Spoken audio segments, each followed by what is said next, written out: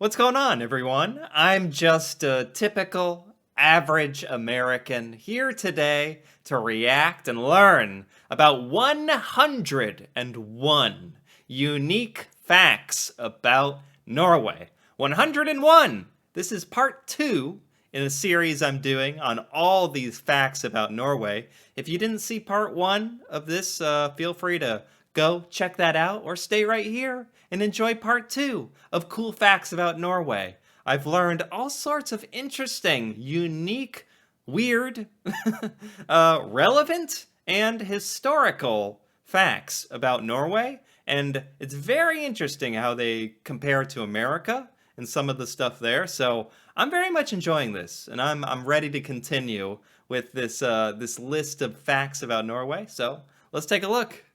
Number 34. During the Napoleonic Wars, Denmark-Norway was allied with France and was defeated. Get wrecked. Under the terms of the Treaty of Kiel in 1814, Denmark was forced to hand Norway over to Sweden as war booty. Although the Danes managed to keep control of old Norwegian territories like Iceland, Greenland and the Faroe Islands. So, all in all, not a great time for Norwegians. Man, there is so much more history between Norway and Denmark than I ever realized. That's like a whole history lesson that I could do a whole video on or something. It's very interesting. Obviously, it seems like Norway and Denmark's history is quite fascinating. American history doesn't go back all that long, so sometimes it's not as interesting, but this is good stuff. Number 35. Norway tried to escape this shotgun marriage by declaring independence before Sweden could take control. But when Sweden arrived in the summer of 1814 with actual guns and British ships, they forced Norway to say I do to a union between the two kingdoms. Huh. Number 30. Norway and Sweden? Norway tried to escape this shotgun marriage by declaring independence before Sweden could take control. Man, I think bottom line, Norway just has a fascinating, tumultuous history, basically. Every year on May 17th, Norway remembers this brief foray into independence with Constitution Day, the National Day of Norway and a public holiday with parades and lots of flags. Constitution Day. I've heard of Norwegian Constitution Day. I still want to do an entire deep dive into Norwegian Constitution Day, but I didn't realize it's celebrating Norwegian independence, right? Okay, very cool. Norwegian ones, I imagine. Number 37. Norway finally regained its freedom in 1905 after the Norwegian Parliament, the Storting, moved to dissolve the union with Sweden. They then asked voters whether they agreed with the decision in a referendum, and 99.95% of them told Sweden to do one. Only 184 Norwegians voted to remain in the union. Oh, they put it to a vote, and like 99% of Norwegians said, yeah, we want to be independent. We want to leave this. Wow, okay. Number 38. In a second referendum that year, 78.9% of voters decided it would be best for Norway to be a monarchy rather than a republic. And thus, Prince Carl of Denmark was chosen to become King Haakon VII of Norway, the first independent monarch of the country since 1387. That's why Norway is a monarchy? That was also due to a vote of the people as well? Wow. Number 39. During World War I, Norway stayed neutral, and it tried to do the same in World War II, but Hitler wasn't having any of that, and invaded the country in April 1940. Allied troops arrived a week later, but were unable to kick out the Nazi forces, who occupied the country until the end of the war. Oh. Number 40. I'm not very good with world history, to be honest. I'm not good at all. So I had no idea about Norway and their role in World War II and basically being occupied by Nazi Germany. Wow. Sheesh. Good old King Haakon VII and the government didn't really fancy life under the jackboot and fled to Britain to organise resistance. Since 1947, to say thanks and to remember Britain's support during this difficult time, Norway has donated a massive Christmas tree to the UK every year, which goes on display in Trafalgar Square. Wow. Wow, as a sign of thanks, Norway donates a giant Christmas tree. That's kind of sweet. Kind of funny. All right, I like that. It's nice. Number 41. Unfortunately, not all Norwegians at the time were anti-Nazi. Discount Hitler, a massive belle, Vidkun Quisling, helped establish a regime for the Nazis to run Norway during the war. As a result, his name literally became another word for traitor. The meaning of life. Look it up in the dictionary and it means a person who helps an enemy that has taken control of his or her country. Wow. And is synonymous with adulterous, backstabber, betrayal, betrayer, break ranks, deserter, do the dirty on someone. You get the idea. This Norwegian is so infamous for helping the Nazis in Norway that his name became synonymous with backstabber. Kind of like Benedict Arnold, as Americans know. Number 43. After the war, Norway joined the United Nations in 1945 and became a founding member of NATO in 1949, but despite having close ties with the EU, it isn't actually a member. Twice, in referendums in 1972 and 1994, just over half the public voted against joining the organisation, so Norway stayed out. Number 44. Shortly after the Cold War ended, Norwegian scientists almost caused a nuclear apocalypse. What? In 1995, a group of scientists studying the Northern Lights launched a rocket from the island of Andoya, but Russia mistook this for a US nuclear strike, handed their president the nuclear briefcase, and activated its nuclear keys. Oh, Number 40. What? Norway launched a rocket and Russia almost they did think it was a nuclear bomb and there was almost like a catastrophe. That's kind of scary. Wow, although I think that kind of thing probably isn't all that uncommon, actually. I think I've heard of stuff like that before with other nations. Wow, scary. 45. For about 20 minutes, Russia seriously considered launching nukes in America and NATO, but thankfully realised their mistake before toasting all life on Earth. Yeah. Number 46. Yeah. In 1714, Norwegian naval officer Peter Jensen vessel Tordenskjold had a run-in with an English ship. Fighting ensued, lasting 14 hours and leaving both ships badly damaged. During the battle, Vessel ran out of ammo, but rather than give up, he asked the English ship if they would give him any of their ammo so they could continue fighting. How do you think that went? Number 47. The English captain said no, so not very well. Oh, wait, no. Actually, instead, they shared a drink and went their separate ways afterwards. What? Oh, lovely. What? Is that like a folk tale or something? He asked them for... The Norwegian captain asked the English captain for bullets so they may continue the fight. And then they just had a cheers with their glasses and went their separate ways out of respect. I mean, if that really happened, that's beautiful. I just don't know. Number 48. Monty Python's The Life of Brian was banned in Norway on the grounds that it was blasphemous. As a result, it was marketed in Sweden as the film So Funny it was banned in Norway. Number 49. Everyone's favourite Willy, come on now, you're better than that. I'm talking about Keiko the orca from Free Willy, who was released into the wild in 2002 after more than 2 decades in captivity. Weeks after his release, he was found living up in Norway in Skolvik Fjord. What? What? That is so random. Free Willy? The killer whale went and swam and now lives in Norway. Okay. These are very unique facts. The title does not lie. Unique facts about Norway. Okay. Number 50. He missed human contact so much he would let children go for rides on his back, but if you fancied a free whale ride, sadly Keiko passed away in 2003. But we'll always have Willy. Number 51. Every year, the people of Norway consume about 50 million frozen pizzas. That's 5 kilos of frozen pizza for every one of them. Wait, 50 million pizzas? There's only 5 million population in Norway. 50 million pizzas? That's like 10 pizzas for every person every year. That's at least once a month for every person in Norway, if my math is correct.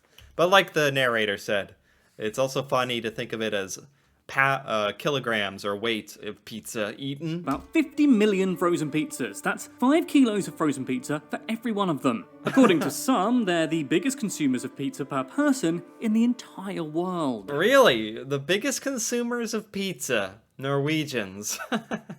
More than Americans. That surprises me. Americans love their pizza. Seriously. But I know Norwegians love their pizza, so I don't know. Number 52. But it's one brand in particular that the locals just can't get enough of.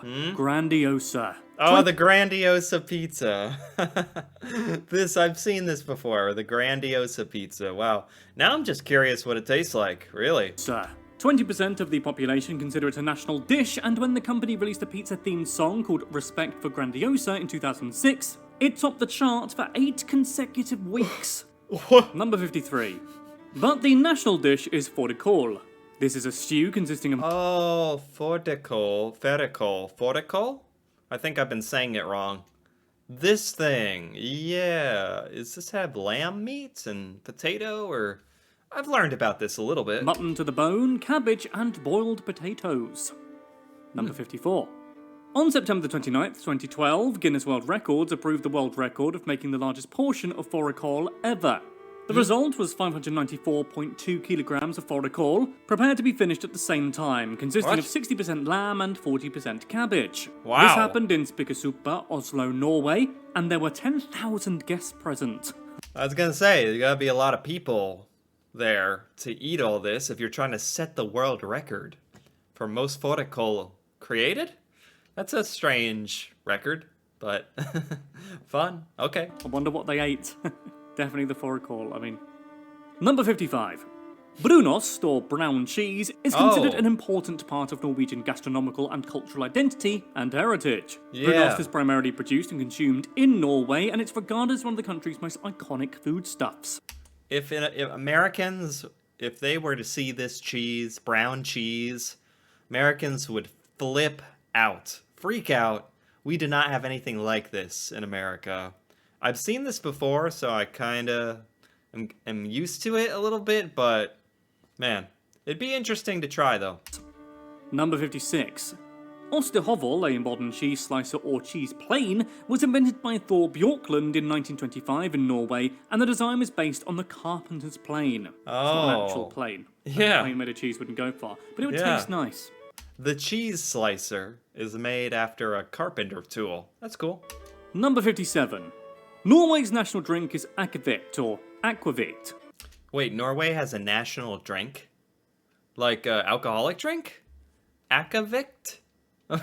Okay, a national drink. This is a potato-based spirit seasoned with caraway seeds, or sometimes fennel, cumin, star anise, dill, or orange peel. It was derived in 1831 from whiskey created by Eskebille. Number 58. There are almost as many people with Norwegian ancestry living in America today than there are people in Norway. Around 4,650,000, or 1.5% of Americans, have Norwegian blood. The bulk of this immigration took place between 1825 and 1925, when 800,000 Norwegians came to the USA. Oh. I didn't know that. So many Norwegians came to the USA in the 1800s, 1900s? Wow. That there's almost 5 million people related to Norway living in America. I did not know that. That's actually cool. That's actually really cool. Number 59. With the exception of Ireland, no other country lost a higher share of its population to the US. These roots are clearly still very important, as one Norwegian immigrant who became a US World War II veteran was given a full Viking burial by the US Coastal Guard in 2014. Oh, okay. Number 60. Nowadays, Norway's population growth is actually from immigration. In 2018, 52,000 immigrants arrived in the country, and with 34,000 people emigrating plus low birth rates, Norway would actually have a declining population without it. I mean, I think I've mentioned this before at some point. I'm not surprised that a lot of people try to immigrate into Norway just because it has such a great reputation and such a great quality of life and a lot of great things in Norway, and the rest of the world knows it. So it's probably one of the most desirable places people think about when they want to immigrate somewhere new. Number 61. In fact, approximately 750,000 immigrants call Norway home. That's just over 14.4% of the entire population. Wow. This means there's 4,650,000 Norwegians in Norway versus 4,650,000 Norwegian Americans in America. So if you can't afford a trip to Oslo, just go to Minnesota. Number 62. You may remember that I mentioned earlier that Norway is the happiest country on Earth, or at least one of them. Well, according to the UN's reports editors, the secret to happiness includes good social support networks, social trust, honest government, safe environments, and healthy lives. And lots of pizza. That last bit was me, not the UN. The secret to Norway's high ranking in happiness is not only the trust between everybody, the friendships, but the pizza. The pizza as well. Seriously. Probably true. Number 63. Lots of money also helps in the realm of happiness, or at least I'm told. And that's good because Norway has plenty of dollars. Back in 1990, the country set up a fund to preserve the nation's vast oil and gas wealth for future generations. Right. Nintendo 64. Today, that fund is worth $1 trillion and owns around 1.5% of all shares in listed companies. Wow, I mean, this one I have learned about, like the Norwegian Sovereign Wealth Fund, with all the oil money, and now it's worth $1 trillion, and I don't know, that's just like the country of Norway being very responsible with its investing, basically. Like, I wonder, like, are certain amounts of money taken out of that fund ever, or spent on anything? Spent on Norwegian infrastructure and policies, or do you just, like, keep having that grow?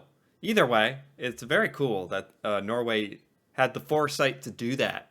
This sovereign wealth fund helps pay for top-notch social welfare, and its value means that there's $160,000 for each person living in Norway. Whoa. Number 65. Norway has its fair share of war heroes. One is a commander by the name of Jan Balsrud, who became a legend after a 1943 raid he was on in the fjords went wrong. On the run from the Germans for 9 weeks, Balsrud somehow survived the following: his feet being frozen solid, being buried up to his neck in an avalanche, and being trapped again in a snow tomb for 4 days. What?